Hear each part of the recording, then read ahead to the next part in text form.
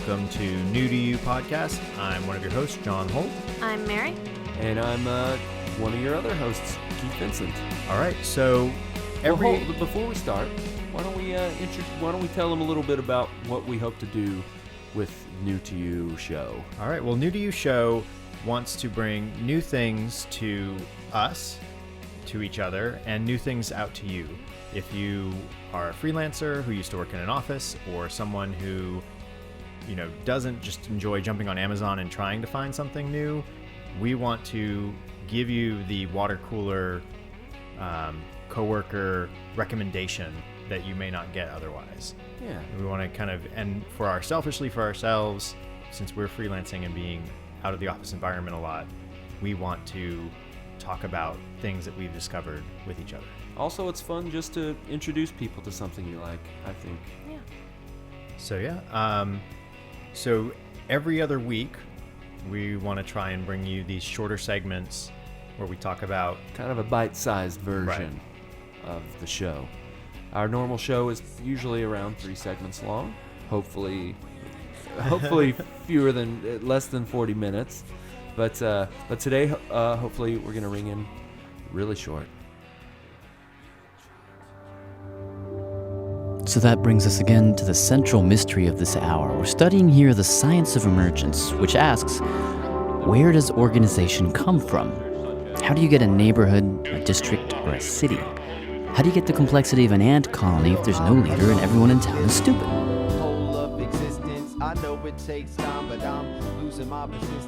So today is just a suggestion by me. It's something I care a lot about, and if anyone ever speaks to me in person, they will tell you that I talk about this show way too much. I can't have a discussion without saying, well, I listened to this episode on Radiolab that talks just about this very thing. So I'm talking about the podcast Radiolab. It's a show that NPR produces, made by Jad Abumrad and co-produced, I'm not sure, by Robert Krulwich. It's a wonderful science-based podcast that takes somewhat of the format from This American Life, but I personally think pushes it way beyond what This American Life does. And I love This American Life, don't get me wrong, I think it's great. But what they do is they produce very few shows in comparison to most NPR shows, but because they really delve into a subject, and they'll take very broad subjects and do a whole program about it. And each program will be about an hour long, but it'll have it changes from time to time, but usually it will have about 4 segments produced by different radio artists, and it'll be very, very interesting stylistically. It could talk about what this scientist has discovered and tell it from several points of view, and but then sometimes they'll have an artist talk about how they feel about it. It's in my opinion, Radiolab is the best learning media I've ever experienced, and I was partially educated in science until I switched to art. But the specific episode, I believe, comes from their 2nd season, maybe the 3rd, but you can find it on the website. Just search it. But Radiolab's episode of by the title Emergence. I grew up being a science nerd. I love things about science, and this particular show I found to be particularly interesting because it introduced me to a whole new facet of life science that I had never even considered, called Emergence, which as a concept means that a series or a multitude of seemingly random things can come together in a larger system to make a very ordered a process happen. For instance, what a lot of the things that they talk a lot about ant colonies, because they are the very picturesque, very picture-perfect example of emergence, where each ant individually is a brainless, blind, well, not brainless, but a very, it's an automaton that's blind. And basically almost only responds to pheromones and environmental happenings. Yet, an ant colony, the sum of its whole is this well-organized, continually growing thing. They are arguably the most successful species on the planet. They live in every habitable environment, and they dominate every environment that they live in. But that's what it's. I don't want to go too deep into it because they do a way better job of explaining it than I do, and so artfully, so thoughtfully, so sensitively. It was transformative for me, and I hope it is for you. And I'm gonna now open this up to John and Mary to see what they have to say, because they were new to this podcast until just I'm sure they listened to Radiolab, but I think this subject matter was brand new to them until just recently. Well, I have a confession to make. Oh? I don't like This American Life. Ooh, and wow. I let that influence me and make me not really into Radiolab either. Although everybody says, oh, you should listen to it. And I just never really did. Well, I got to be honest with you. I sympathize because I personally like This American Life, but I could see why some people wouldn't. And I've come around to this. And I'm not one of these people's like, you don't like This American Life? You just didn't give it a chance. Yeah. It's like when somebody says, when you say, I don't like broccoli, like, well, you should taste it the way my mom makes it. You'd love it. You know? Yeah. And I've come around to it a little bit. I think that some of that is, my whole not liking it thing is just the whole quality of it, of it being a little bit, I don't know, on the nose, or what's that term, squee, or do you know what I'm talking about? No. Just that, sorry. Just how Ira Glass is, Ira Glassy, like, we're just talking about this. Yeah. Like, he's so blasé about everything. Yeah, I agree. But I've since seen him live. He was with Mike Birbiglia at his Sleepwalk with me. Yeah, and like okay, I like. Starting to get it now. Yeah. So anyway, Radiolab. So that confession is out of the way, and you have to do 5,000 Hail Marys. Yeah, I know. So we all live in Brooklyn here, Fathers. and we're all we're prime NPR market, listeners. So I'm feeling very guilty. Well, that's okay. It's off your chest. So what did you think of Radiolab? I really liked it. Yeah, it was, and especially the subject matter was super interesting. Yeah, totally. And it was an older podcast, I think. It was.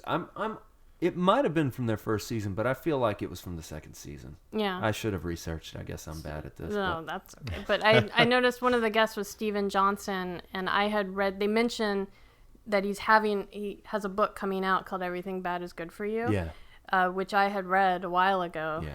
So it must be old. Yeah, so that was nice. And they talk about how these patterns are present in the city. And we live in Brooklyn, and they mentioned one thing in particular that had happened to me that day with John while we were walking down the street, and a new store had opened. Swerve And I concept, swerved. I was like, oh, I want to go look at the menu. And John, follows me. So that was very, I related to poignant. that. And, yeah. And the sound is really good on the podcast. That little... The fellow Sound who's design, one of the creators is named Jad Abumrad, and he is he's an interesting musician in that he's a musician, but he's so interested in sounds and in audio, so everything's gonna sound really great coming from anything he produces is gonna be super super well made. He also curates the I think it's the Wordless Music Festival or something like this. It's kind of he's on the cusp of a lot of interesting avant-garde music, and he brings a lot of that to the different podcasts. All of the shows that they do they just sound so interesting. Nice. Without even if you don't give a crap about what they're talking about. I mean, they just do some really interesting audio things. Cool. Yeah. I also, this is another one that's, I don't know if it's a barrier of entry. It's one of those things where you know you're going to like it. Everyone says you should watch it. And so you almost just go, well, then I like it, so I don't need to watch it or listen to it or whatever. So it's it's sort of this thing should be new to me, and it stayed, long time recommendation that I just never took up. Well, it's funny. I've had this ongoing thing with the movie Titanic.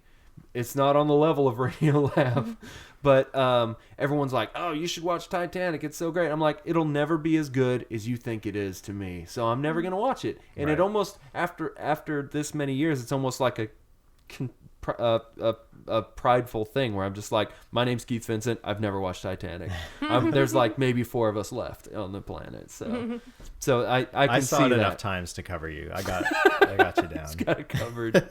So I hadn't listened to this before.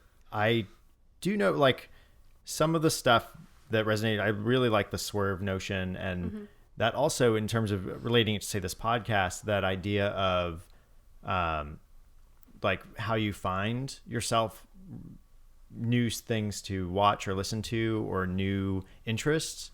That sort of, like, I like an organic path towards learning new things or finding new things. And so that, there's a little more of a brain behind that kind of stuff, hopefully. But usually the idea of it's out there and there's lots of stuff and you're just going to swing into it. And the more people who swing into it, the bigger it gets. And the path becomes blazed, the trail becomes hot. And what you're referring to is a specific section of the podcast of the Emergence show where they discuss how cities have emergent properties about them, how a neighborhood will become the flower district because one day somebody just happens to have a store there, and because that store becomes so popular, a guy will swerve in that direction and decide, hey, if I'm gonna have a flower store, I'm gonna open my flower store next to this one because there are already delivery routes there. All these factors factor in, and before you know it, that's the flower district. Right. Well, I guess for me too, relating it to, like, the creative process is that idea that if you have an assignment, say, for school, if there's already guidelines, you know what you need to do for it. But if there are no guidelines, you're effectively, kind of cast out there with no path, with no given direction. For me, usually what I'll do is put up arbitrary guidelines and then let my thoughts kind of travel that maze and see what comes of it, so that it's a sort of idea that there's an environment that the system bounces off of and works within that I really like. That's and interesting. There's something to, I used to, there's chaos theory, chaos mathematics, and that sort of idea of, like, constant movement and motion and things breaking down. And then the sort of, on the other end of that is your entropy, stagnation, order kind of thing. Those two sort of models in the universe.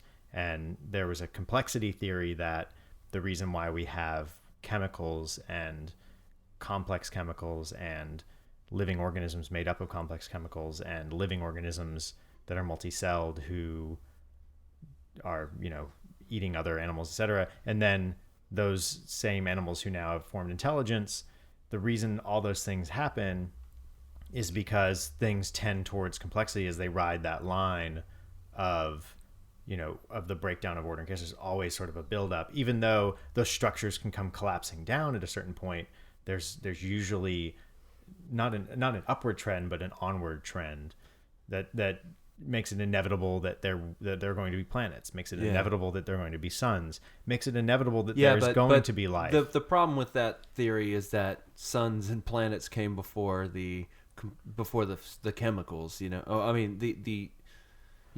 Well, but the idea is that you have simple chemicals or non-chemicals. You just have atoms that create chemicals that become,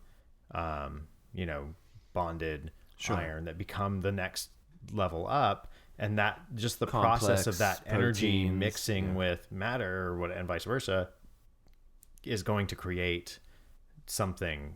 It's going to become something. It'll be destroyed, it is but it'll keep interesting becoming. that they didn't go this route on the show, which I thought would be a natural progression. Is that they, I think that within the show itself, they have they say, these things seem very random, but they always work. like ants looking for food. Right. It seems super random, but it's successful and it works. And that, to me, that breakdown I thought led perfectly into a discussion about evolution, but they didn't really go that route. And it's not like they shy from evolution on the show at all. But in the discussion of this, they didn't go that route. And not that I think that anything should be different about the show. I just found it interesting that they didn't go that route. Well, I think part of what they were dealing with initially, because the other side is that they did touch on the idea that, the reason why something comes up, it shows you the design at the base. It shows you the brain behind the whole thing. Like but the there's no brain. That's what he counters. Yeah. Like that one guy is saying it almost is a miraculous experience. Like it shows that there's a divine creator almost behind it.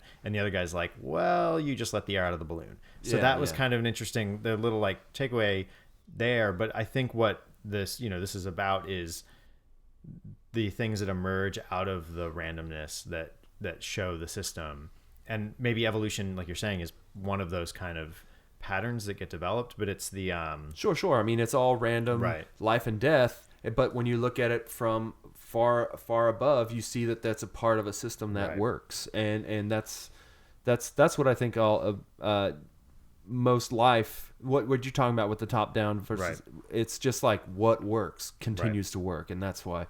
But they go into in the episode talking about how thought patterns work in the brain, which is also an emergent process, which I found to be fascinating as well. Also, the section discussing they have a section discussing about the group intelligence of humans versus the individual intelligence of humans, which I found to be very, very interesting. Yeah, where they take all the people trying to guess the weight of a cow. Yeah. And they don't know what they're talking about. No, but the no mean, single person got close, but the mean was like 1 pound off. Yeah. If you add up everybody's guess and then divide it by the number of people, it was almost staggeringly because within that anecdote they're talking about, there's a guy who was basically the father of eugenics or a major proponent in the eugenics wrote the movement paper that we're discussing who went into his sort of theory, his hypothesis going in is, I'm going to record. I go to this town just to fair show how dumb and see what the plebes are.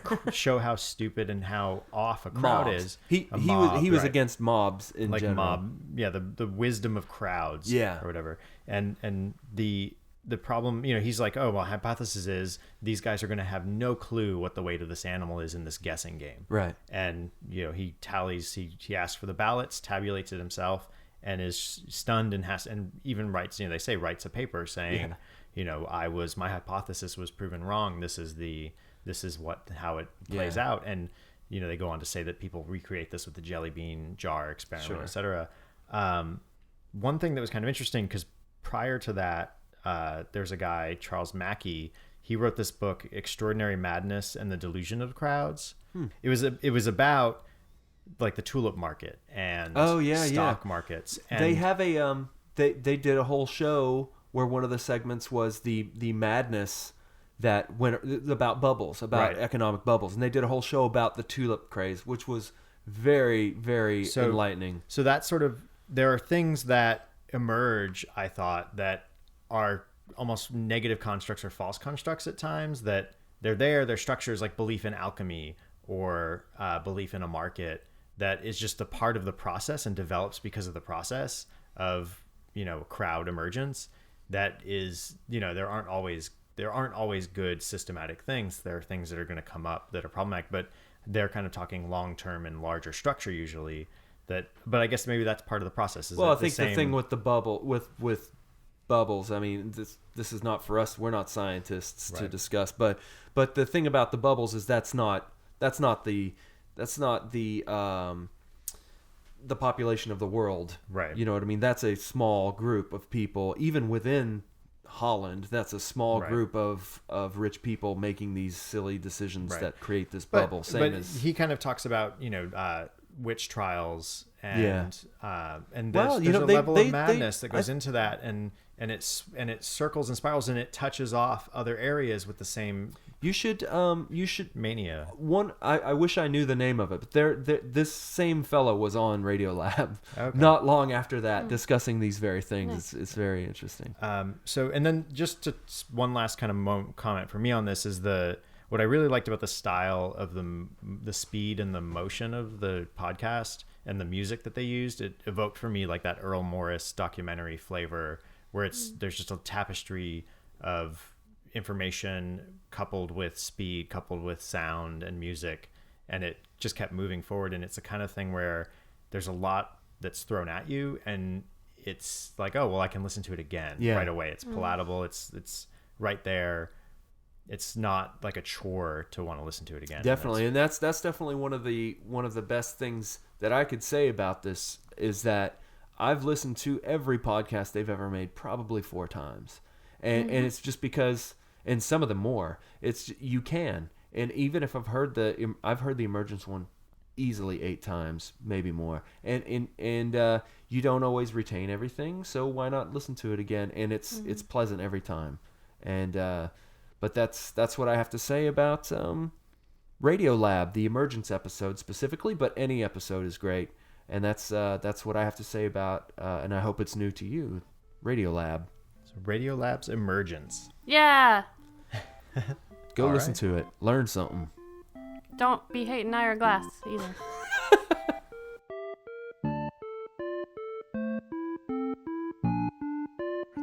Yes. I want to know. Yes. So when you ask me, where do we find the rule? Yeah. So it's not in any individual ant. You see it when all the ants get together, but where is it? Well, where is the thought in your brain? Is it in a neuron? Does each neuron have a little piece of the thought? If you took your neuron out and lay it on the table, could you see the little tiny bit of the thought that's in that neuron? No, it's not in the neuron. It's in the way the neurons interact with each other.